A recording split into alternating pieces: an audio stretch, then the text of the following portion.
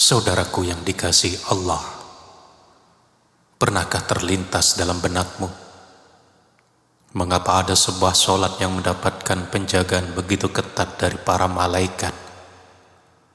Solat yang didoakan secara khusus oleh Nabi Muhammad SAW dan dipancarkan sebagai cahaya penyelamat bagi manusia di hari kiamat kelak. Namun sungguh mengejutkan, ada bacaan surah tertentu yang disarankan untuk ditahan atau tidak dibaca saat menunaikannya. Hal ini dikarenakan dapat membuat seorang hamba kehilangan ganjaran yang sangat berlimpah. Solat apakah yang dimaksud? Dan surah apa yang sebaiknya dihindari saat melaksanakannya? Mari kita simak penjelasannya untuk mengungkap rahasia besar ini.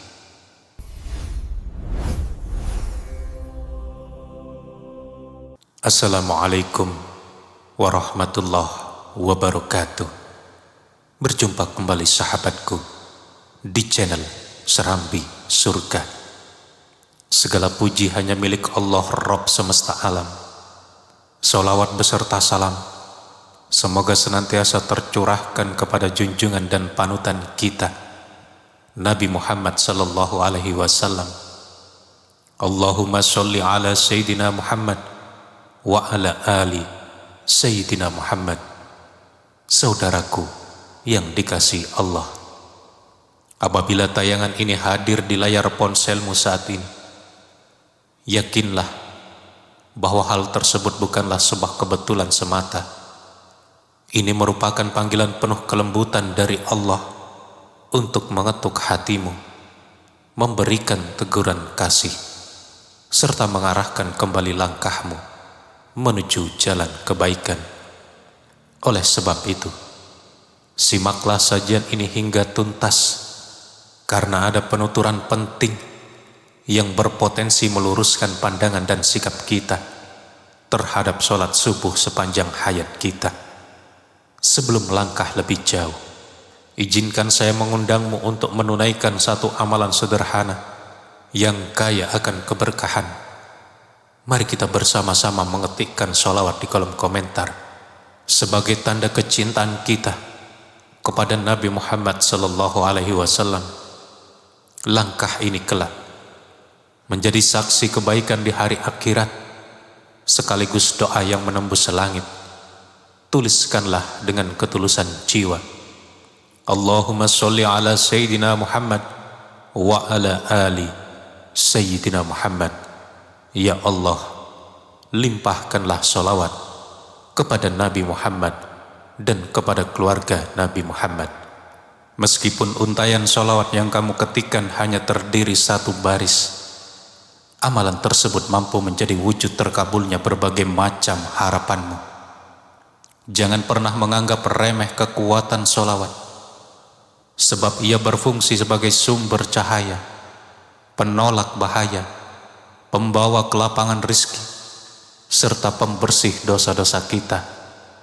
Sebelum kita membahas jenis surah yang sebaiknya ditahan pembacaannya dalam sholat subuh, alangkah baiknya jika kita memahami keutamaan utama dari ibadah ini terlebih dahulu.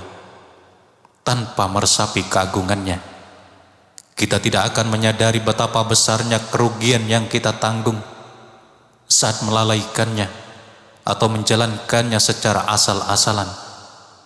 Allah subhanahu wa ta'ala menempatkan sholat subuh pada kurun waktu yang terasa begitu berat bagi fisik manusia.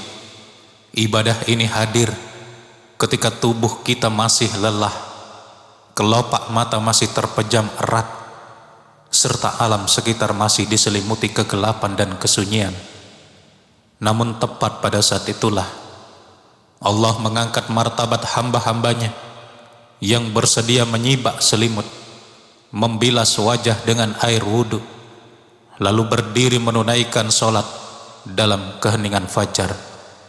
Bahkan Nabi Muhammad sallallahu alaihi wasallam memohonkan doa secara khusus bagi umatnya yang sigap bangun di fajar hari. Sangat jarang kita menjumpai permohonan doa yang dipanjatkan secara spesifik bagi orang-orang yang konsisten memelihara satu waktu sholat tertentu. Beliau bersabda, Allahumma barik li ummati fi bukuriha. Ya Allah, berkahilah umatku pada waktu pagi atau pada waktu subuh mereka. Hadis riwayat Abu Dawud, At-Tirmizi, dan Ibnu Majah. Permohonan doa dari Nabi Muhammad sallallahu alaihi wasallam tentu bukanlah kalimat biasa. Itu merupakan doa ijabah yang menembus batas langit dan sanggup mengubah alur takdir seseorang. Mereka yang setia memelihara sholat subuh akan merasakan jalan hidupnya senantiasa dilapangkan. Bukan berarti mereka terbebas dari badai cobaan, melainkan Allah senantiasa memberikan jalan keluar yang terbaik pada saat yang paling tepat. Pada riwayat lain, Nabi Muhammad sallallahu alaihi wasallam menegaskan bahwa setiap individu yang mendirikan sholat subuh akan senantiasa berada di dalam naungan jaminan Allah subhanahu wa ta'ala. Man shollas subha fahuwa fi zimmatillah. Barang siapa yang menunaikan salat subuh, maka ia berada dalam jaminan Allah. Hadis riwayat Muslim. Renungkanlah, siapakah perlindungan yang lebih tangguh selain jaminan dari Allah subhanahu wa ta'ala?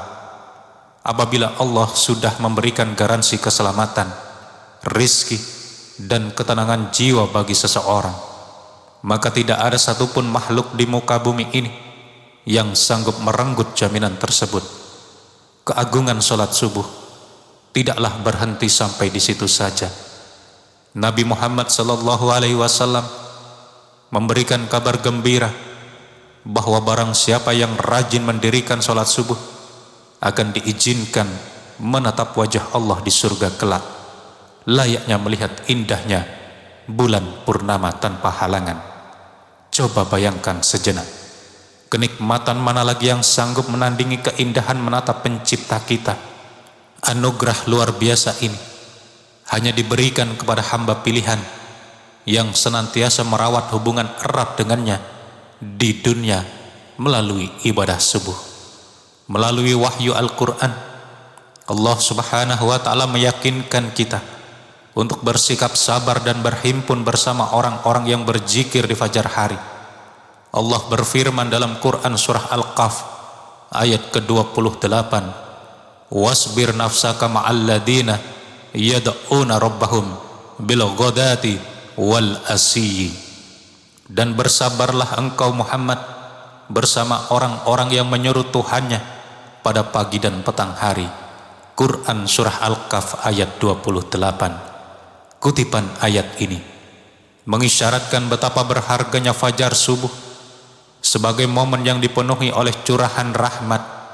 Waktu ini merupakan saat di mana kondisi jiwa berada dalam keadaan paling suci, sehingga doa-doa yang dipanjatkan akan sangat mudah diijabah oleh Allah. Inilah keistimewaan luar biasa sholat subuh, ibadah yang mengawali hari, mengalirkan keberkahan, disaksikan malaikat, didoakan Rasulullah sallallahu alaihi wasallam, dan menempatkan pelakunya dalam jaminan Allah subhanahu wa ta'ala. Salah satu rahasia terbesar dari waktu subuh terletak pada hadirnya dua kelompok malaikat yang menyaksikan pelaksanaan sholat secara langsung. Malaikat pencatat malam dan siang saling bertemu pada waktu fajar saat momen pergantian tugas berlangsung. Pada momen bertukar tugas itulah seluruh lembaran catatan amal ibadah manusia akan diangkat dan diserahkan ke hadirat Allah subhanahu wa ta'ala oleh para malaikat tersebut.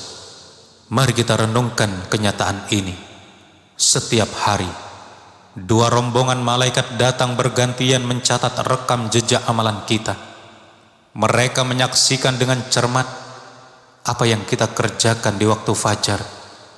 Apakah kita memilih untuk bangkit dari peraduan, ataupun justru tenggelam dalam gulungan selimut?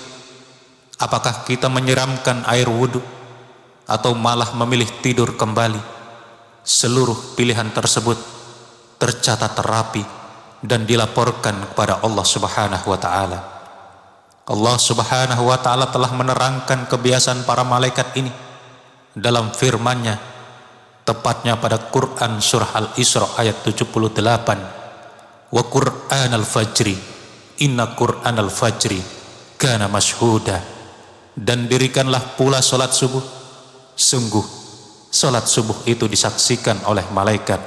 Quran surah Al-Isra ayat 78. Betapa bahagianya seorang hamba ketika malaikat naik ke langit dan menyampaikan laporan yang mulia, wahai Allah, hambamu ini terbangun dan mendirikan salat subuh. Terlebih lagi bila dalam salatnya ia melantunkan ayat-ayat Al-Quran secara khusyuk, maka penyampaian amalan itu akan mewujud menjadi pancaran cahaya yang menyinari kehidupannya di dunia maupun di akhirat kelak. Nabi Muhammad SAW melantunkan kabar gembira yang sangat menyejukkan hati bagi mereka yang mendatangi rumah Allah di waktu subuh. Nabi Muhammad SAW melantunkan kabar gembira yang sangat menyejukkan hati bagi mereka yang mendatangi rumah Allah di waktu subuh. Basyiril masya'ina fid dulami ilal masajidi bin nurit tami yaumal qiyamah. Berilah kabar gembira kepada orang-orang yang berjalan dalam kegelapan menuju masjid, bahwa mereka akan mendapatkan cahaya yang sempurna pada hari kiamat. Hadis riwayat Abu Dawud dan At-Tirmizi.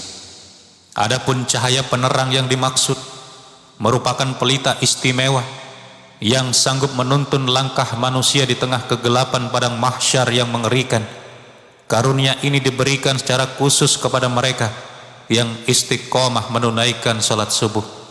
Begitu banyak orang yang merasa cemas akan kegelapan duniawi, namun lupa untuk mengumpulkan bekal cahaya yang melapangkan perjalanan mereka di akhirat kelak. Padahal bagi pemelihara salat subuh, Allah telah menyediakan lentera abadi bagi mereka. Oleh karena itu, para ulama sering berpesan, barang siapa berhasil memelihara subuhnya, niscaya ia telah mengamankan seluruh harinya.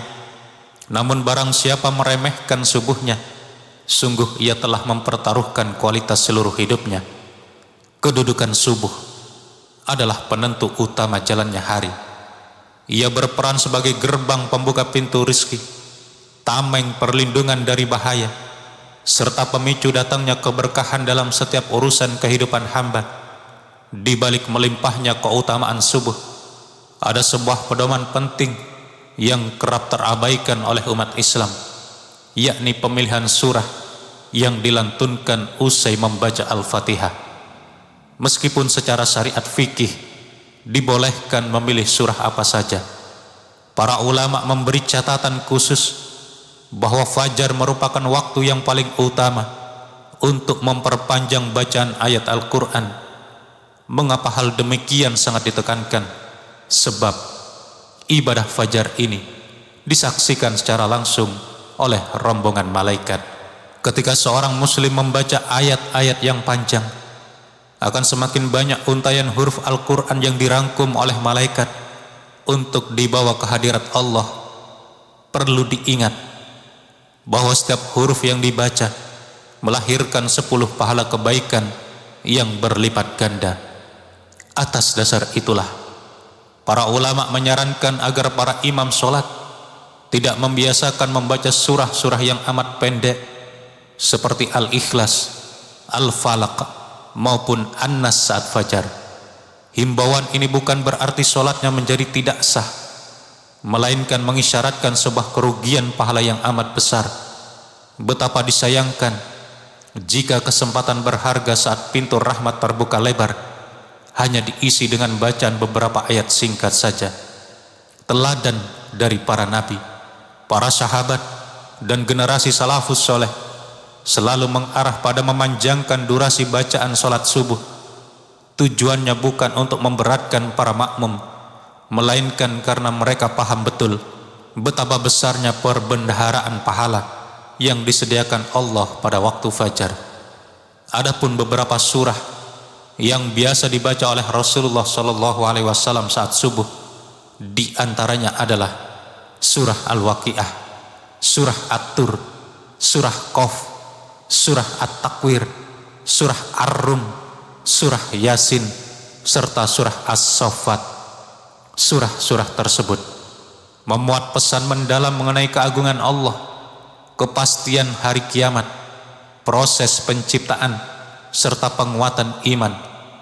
Para ulama menerangkan bahwa memilih surah panjang di kala subuh dapat melatih keheningan hati agar makin khusyuk dan menyatu bersama kalam ilahi.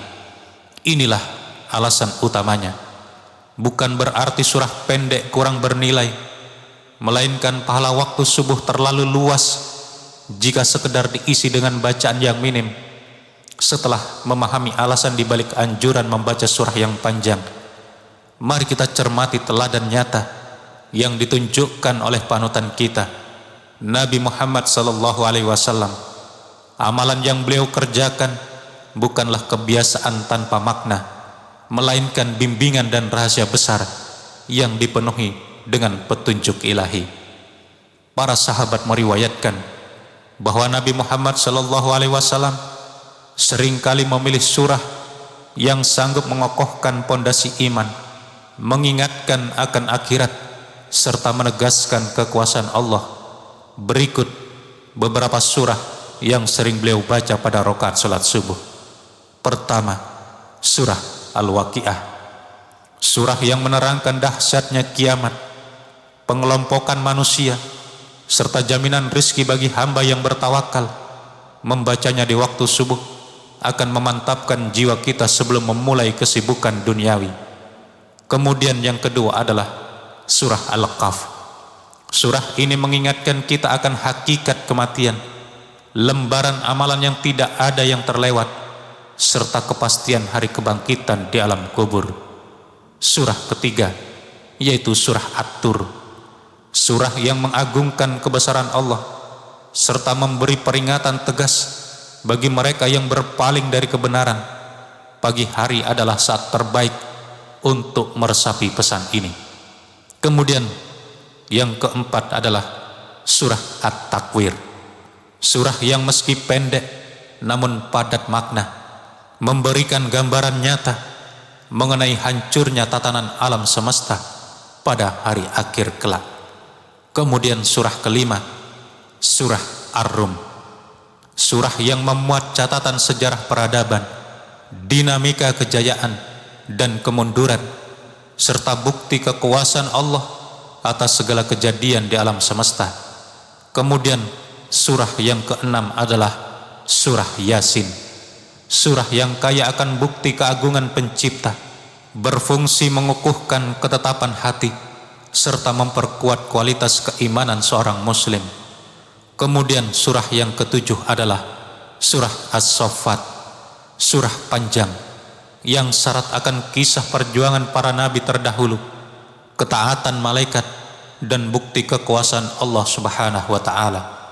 Seluruh riwayat tersebut menegaskan bahwa subuh merupakan waktu ideal untuk membasahi jiwa dengan ayat-ayat penguat iman. Ini bukan sekedar memperlama durasi sholat, melainkan memberi ruang bagi hati untuk menyerap nutrisi spiritual tatkala kondisi pikiran masih sangat jernih. Perhatikan pula bagaimana para sahabat menggambarkan cara sholat Rasulullah Sallallahu Alaihi Wasallam. Beliau menunaikan sholat dengan penuh ketenangan, terkadang menyesuaikan kondisi, dan pada waktu subuh beliau kerap melantunkan surah Qaf atau yang sebanding dengannya. Artinya adalah meskipun bacaan beliau tergolong panjang, penyampaiannya mengalir begitu tenang dan membawa kesejukan bagi siapa saja yang mendengarkannya.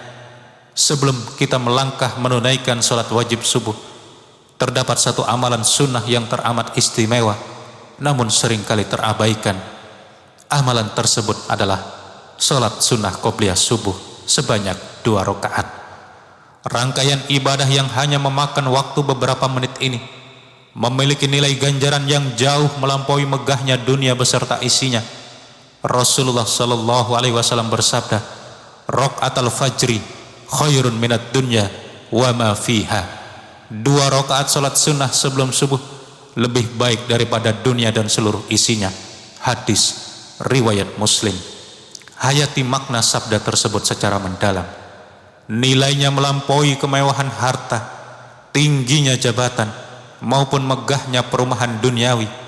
Balasan dari 2 rakaat singkat ini sanggup mengalahkan seluruh bentuk kenikmatan fana yang kerap kita perebutkan setiap hari. Mengapa ganjaran qobliyah subuh sedemikian agungnya? Yang pertama adalah karena dieksekusi pada momen yang penuh ujian melawan kantuk. Yang kedua adalah menjadi bukti nyata besarnya cinta hamba kepada Sang Penciptanya. Yang ketiga adalah menjadi penyempurna bagi sholat subuh itu sendiri, di mana Rasulullah tidak pernah meninggalkannya bahkan saat bepergian. Yang keempat adalah menghadirkan ketenangan jiwa yang mendalam sebelum menghadapi rutinitas harian. Para ulama menggolongkan qobliyah subuh sebagai sunnah muakkadah yang amat ditekankan. 2 rakaat ini bertindak sebagai penarik keberkahan hidup dan pembersih beban jiwa. Betapa malangnya orang yang sibuk mengejar kejayaan dunia namun melupakan 2 rakaat yang harganya jauh lebih mahal dari segalanya. Ada kabar gembira lainnya dari Rasulullah SAW yang sangat menggugah jiwa, khususnya bagi mereka yang mendatangkan fisiknya untuk menunaikan salat subuh secara berjamaah. Beliau bersabda, "Wa man shalla subha fi jama'atin faqa'annama shallal laila kullah." Dan barang siapa yang melaksanakan salat subuh secara berjamaah, maka seakan-akan ia telah melaksanakan salat semalam suntuk. Hadis riwayat Muslim. Mari kita renungkan kembali ganjaran ini. Berdiri salat semalam suntuk dari usai isya hingga fajar merupakan amalan yang amat berat.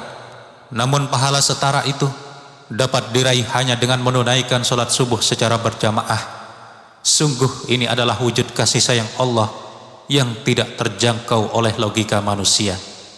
Nilai tinggi salat subuh berjamaah lahir karena adanya pengorbanan besar untuk mengalahkan rasa malas dan melangkah menuju masjid di kegelapan fajar.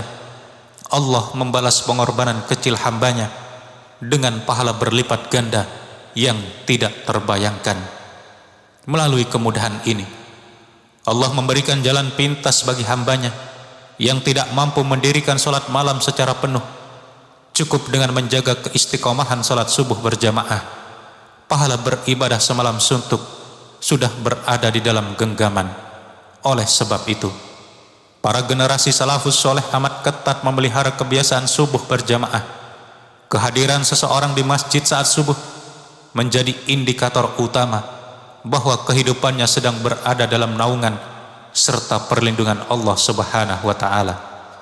Pahala subuh berjamaah tidak hanya melapangkan tabungan akhirat, melainkan juga menyuntikkan kekuatan mental, ketenangan jiwa, serta keberanian dalam menghadapi berbagai persoalan hidup sepanjang hari.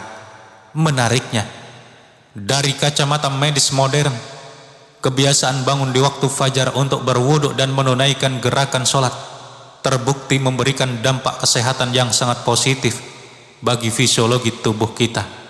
Penelitian kesehatan menunjukkan bahwa saat fajar tiba, pembuluh darah manusia mulai melebar dan sirkulasi darah kembali meningkat. Waktu subuh merupakan saat paling ideal bagi organ tubuh untuk melakukan penyesuaian metabolisme. Gerakan fisik saat wudhu dan sholat di pagi hari terbukti ampuh melancarkan aliran darah, mencegah pengumpalan pada pembuluh darah, menekan resiko hipertensi, serta menekan potensi serangan jantung yang kerap mengintai di pagi hari. Selain itu, hirupan udara fajar yang masih murni kaya akan oksigen berkualitas tinggi yang amat baik untuk kesehatan paru-paru, kerja jantung, ketenangan saraf, serta penekanan kadar hormon stres dalam tubuh. Memulai pagi dengan ibadah subuh akan mendongkrak produktivitas kerja, menajamkan daya pikir, menstabilkan emosi, serta memperbaiki kualitas pola tidur malam secara alami melalui penataan jam biologis tubuh. Demikianlah kesempurnaan syariat Islam. Setiap perintah agama tidak hanya bertujuan memupuk keimanan, melainkan juga menjadi sarana untuk menjaga kebugaran dan kesehatan fisik hamba-hamba yang taat. Keutamaan lain yang sangat menggetarkan jiwa adalah jaminan ganjaran berupa pelita cahaya istimewa yang akan diberikan Allah kepada mereka yang melangkah menuju masjid di kegelapan fajar. Saudaraku yang dirahmati Allah, kini saatnya bagi kita untuk merenungi kembali perjalanan ibadah kita selama ini. Setiap fajar Allah memanggil nama kita dengan lembut agar kita mau bersimpuh dan mengadukan segala kerinduan serta permohonan kita kepadanya. Panggilan subuh merupakan wujud kasih sayang Allah yang menginginkan hambanya untuk menyapanya terlebih dahulu sebelum disibukkan oleh urusan perniagaan dan permasalahan duniawi.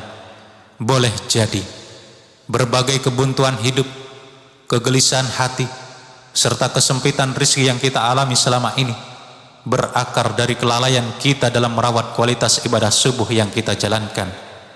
Orang yang konsisten menjaga subuhnya bagaikan pemelihara mata air di tengah gurun. Selama ia merawatnya, kehidupannya tidak akan pernah kekeringan dari rahmat dan pertolongan Allah.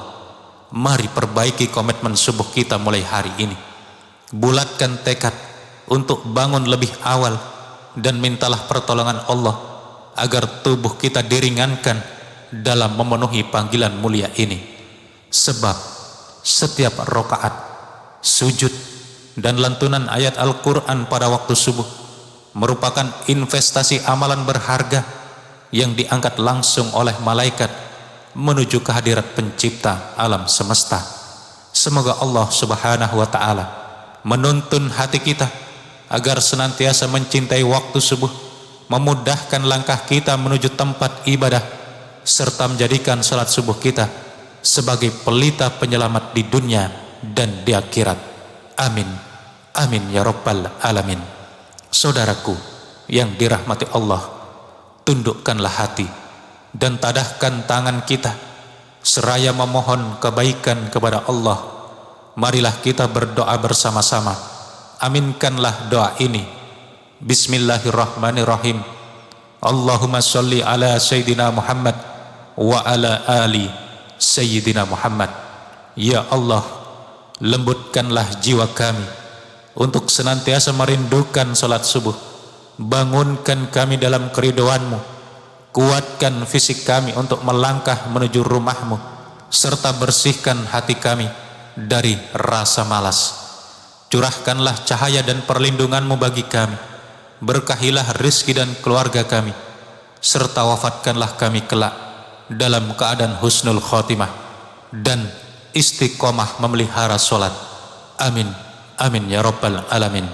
Saudaraku yang dikasihi Allah, jika pembahasan ini memberikan kebaikan bagi jiwamu, sebarkanlah pesan ini kepada kerabat muslim lainnya agar menjadi ladang pahala jariah bagi kita semua. Jangan lupa untuk menuliskan kalimat sholawat di kolom komentar. Allahumma sholli ala Sayyidina Muhammad wa ala ali Sayyidina Muhammad. Sebab setiap bait sholawat yang dilantunkan akan berbalik menjadi pancaran cahaya yang menyinari jalan hidupmu. Mohon maaf atas segala kehilafan dan sampai jumpa di video penuh hikmah berikutnya. Wassalamualaikum warahmatullahi wabarakatuh.